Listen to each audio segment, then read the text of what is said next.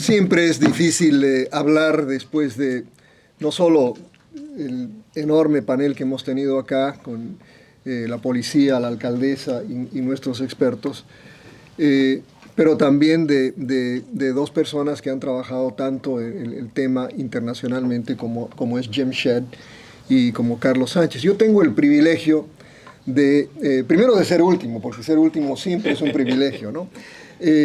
Porque en los años 90 yo publiqué un libro, en realidad el único libro que publicaba en español, que se llama Entre la droga y la democracia, sobre el caso boliviano, y que tocaba precisamente sobre las amenazas que quizás las han venido discutiendo todos acá. El tema no solo del tráfico de drogas, pero todos los crímenes anexos que genera y el impacto social que tiene, se constituyen en una amenaza severa a la democracia, a las democracias nuestras en América Latina. Yo escribí ese libro el año 94, alertando un poco sobre lo que venía. Hoy lo que tanto Jim Shedd como Sánchez Versaín acaban de demostrar es que a lo largo de estas últimas 3 décadas, en gran medida todo lo que se había alertado ha venido a suceder, ¿no? La presencia enorme de narcoestados, y sobre todo, y quizás es lo que decía Jim y lo que decían nuestros psiquiatras y psicólogos, que el impacto social que ha tenido en Estados Unidos hoy en día. Por ejemplo, fíjense, algo que yo les digo a mis estudiantes. A propósito, yo diseñé un curso acá en FIU en los años 80, cuando empecé a estudiar este fenómeno, que se llama The International Relations of Drug Trafficking, las relaciones internacionales del narcotráfico. Sigue siendo el curso más popular que enseño, ¿no? Y yo les digo a mis estudiantes, esto no es un how-to course, ¿no? Porque es muy popular y muchos, yo creo que tienen es un curso para precisamente tratar de entender el fenómeno desde este aspecto internacional. Pero les traigo ese curso a colación porque tenemos más de 3 décadas en esta universidad, en varios diferentes departamentos, donde hemos venido estudiando este fenómeno. Desde, por ejemplo, las pandillas que tenemos en El Salvador, totalmente vinculadas al narcotráfico. El impacto profundo y social que ha tenido en un país, sobre todo con la violencia que ha desatado en Colombia, ¿no? Y todo lo que ha significado para Colombia. Lo que hoy significa el narcotráfico para un país como Venezuela. Y lo curioso es que nosotros que vivimos en Miami, pues tenemos, por un lado, la gran fortuna de tener a todos estos inmigrantes acá, pero también hemos sido los beneficiarios de todas estas tragedias en la región. Es decir, los que están acá, los venezolanos, colombianos o centroamericanos que están acá, en gran medida son también refugiados del narcotráfico. No solo digamos, del comunismo o de todas las dimensiones políticas, sino del impacto que ha venido teniendo el narcotráfico durante las últimas 4 décadas, yo diría, en la región. Al escribir ese libro y al diseñar este curso, he tenido el privilegio, primero, de entrevistar a Sánchez Versaín cuando era ministro, precisamente, en Bolivia, ¿no? Y era muy difícil conseguir esas entrevistas en ese entonces, porque fue importante y sigue siendo importante, como ustedes han visto.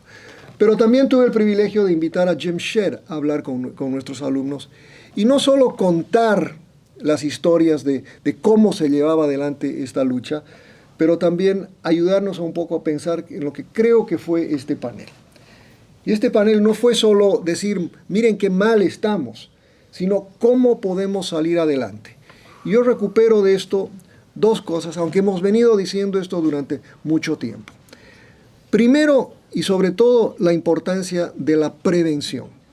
Sin prevención, porque fíjense, de cada $1 que gastamos en la lucha contra el narcotráfico, apenas 30 centavos se utilizan en prevención. Y esa ecuación no ha cambiado. Esa ecuación no ha cambiado. Y no es solo entonces una tarea de los padres, pero es una tarea de las universidades, de las escuelas, etc. Pero también es absolutamente importante, ¿no?, de alguna manera darse cuenta de que no estamos invirtiendo lo suficiente en prevención. Y si no lo hacemos, este fenómeno va a continuar. Y solo vale la pena hacer la relación.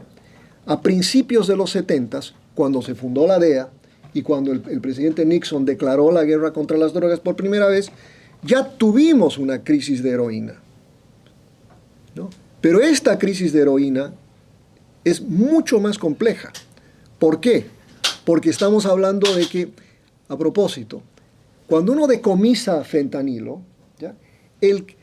Y cuando se hace la data de la DEA nos lo dice, en cada decomiso de fentanilo se encuentra una mezcla con otras drogas.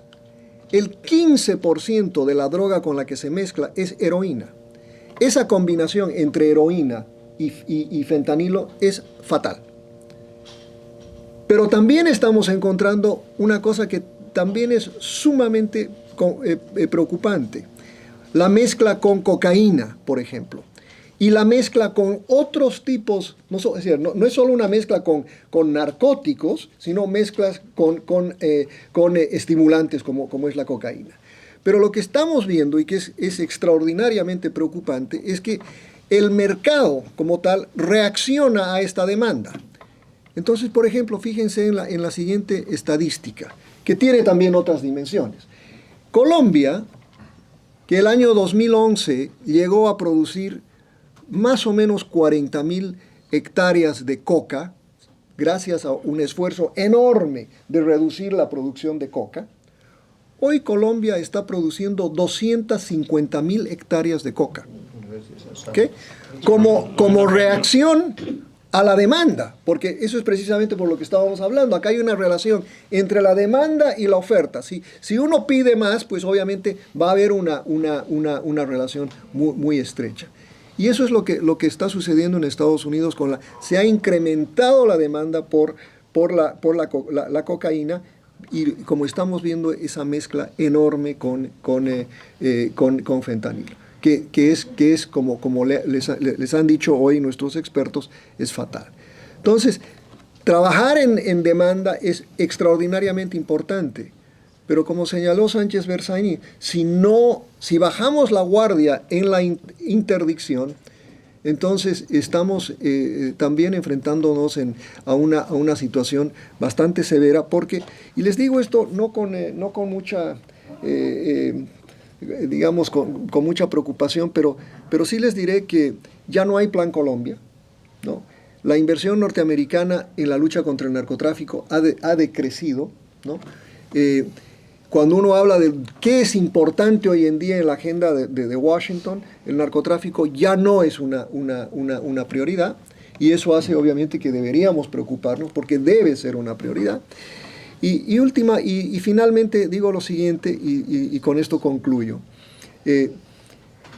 Cuando yo les pido a mis alumnos en este curso al que me referí, porque todo el curso se trata de hacer un análisis sobre estos temas, pero cada uno tiene la tarea al final de proporcionarnos con una solución, ¿no? ¿Cuál es la solución al problema? Inevitablemente, en los 30 y pico de años que enseño este curso, los alumnos recomiendan legalización. ¿Ok? Y lo recomiendan, yo creo, porque es una especie es una trampa, ¿ve? Como nada funciona, legalicemos, ¿no? Como nada funciona, legalicemos.